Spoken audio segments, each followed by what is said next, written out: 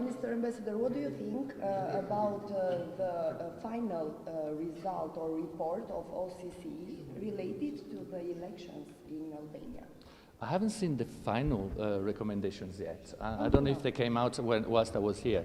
I know they're still working on them. I saw the preliminary outcomes, and I think there was quite a clear statement from Brussels on this.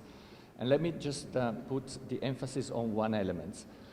In the statement made by Kallas, High Representative Kallas and Commissioner Kos, we state quite clearly that it's time for the Albanian government to introduce, and parliament actually, because it's the job of the parliament, to introduce a comprehensive electoral reform that looks at all the aspects and all the recommendations that OSCE ODIHR has made in the past and those that they will make now. Në fakt, do doja t'ju thoj që unë nuk e di nëse kanë dalë rekomandime përfundimtare, nuk e di nëse kanë dalë ndërkohë që unë jam këtu, por nuk I di. Por natyrisht që kam parë rekomandimet paraprake. Rekomandimet paraprake dhe ka patur gjithashtu dhe një deklaratë shumë të qartë nga Brukseli. Ka patur një deklaratë shumë të qartë dhe është një element të cilin unë dua ta përmend dhe kam shumë kryesor, siç e ka thënë edhe përfaqësuesja e lartë Kallas, edhe komisionerja Kos. Është koha tashmë që qeveria shqiptare por dhe parlamenti, sepse është parlamenti që pastaj miraton, të miratojë një reformë gjithëpërfshirëse zgjedhore e cila të përfshijë të gjitha rekomandimet e shkuara dhe të tashme nga OSBE ODIHR. And of course the result places a lot of responsibility now on the government because they have the numbers to carry out those reforms, and the expectation of the Albanian people is that these reforms are carried out so that Albania can really proceed towards the European Union.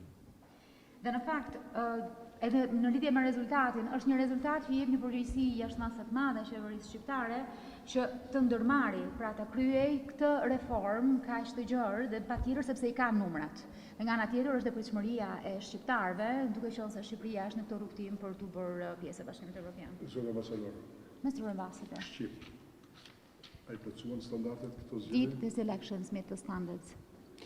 It's not for me to say. I mean, you just have to read the OSCE ODIHR recommendations. They praise the electoral administration, the way in which the elections were run, but they also highlight a number of issues, as you know. The use of public resources, some pressure on voters, etc. That's why I put the emphasis on the need to address these recommendations and make sure that the next elections are done in the framework of a reformed electoral law.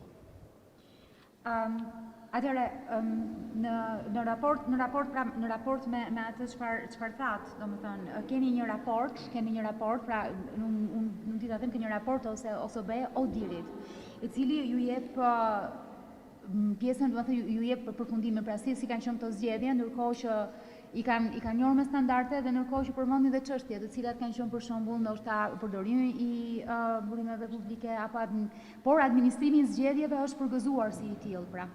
Kështu që nga raporti OSBE ODIHR-it, ndaj po them që dhe ndaj e vendos theksin që kjo është diçka e cila duhet trajtuar nëpërmjet një reforme gjithëpërfshirëse në të ardhmen. And I would really like to use the opportunity, this is my last comment, to praise the Central Electoral Commission for the work they've done, to praise also their cooperation with the General Prosecution Office and with SPAC, because I think that was quite exemplary. Dhe në fakt, dhe kjo është komenti I fundit që do të bëj, do doja që të përgëzoja shumë Komisionin Qendror të Zgjedhjeve për mënyrën e administrimit të zgjedhjeve, bashkëpunimin që pati me prokurorinë e përgjithshme dhe me SPAC-un që do të thosha është një bashkëpunim ekzemplar. One last question.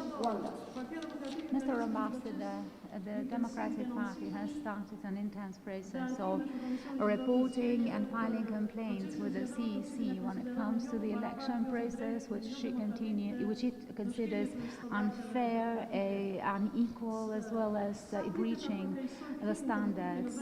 How much do you expect this will deteriorate the political climate in the country? A strained and conflicting political climate, will it impact Albania's path, or let's say efforts towards the European Union? First of all, I think it's good that the party that feels that there were irregularities, that they report them to the competent authorities. The competent authorities are there to look at these. There's the electoral authorities that are in charge of this, and also judicial authorities. So I think that's the way it should be done. I do hope, however, that both parties, because they repeatedly committed to the accession process, and they both said that they are in favor of Albania joining the European Union. I hope that they both work in that direction, not just the majority, but also the opposition. Thank you very much. Pra, së pari doja të thoja që çdo parti e cila mendon apo ndjen se ka patur parregullsi, patjetër që le t'i raportojë ato, le të ankohet tek organet përkatëse, që janë organet që administrojnë zgjedhjet, dhe natyrisht edhe tek organet gjyqësore. Domethënë kjo është mënyra se si duhet të shkojnë gjërat në momentin që ata ndjejnë një gjë të tillë. Megjithatë shpresoj që të dyja partitë, duke qenë se kanë theksuar një sër herësh dedikimin e tyre ndaj procesit të antarësimit dhe përpjekjeve të Shqipërisë për të shkuar drejt BE-s, do të punojnë realisht në këtë drejtim.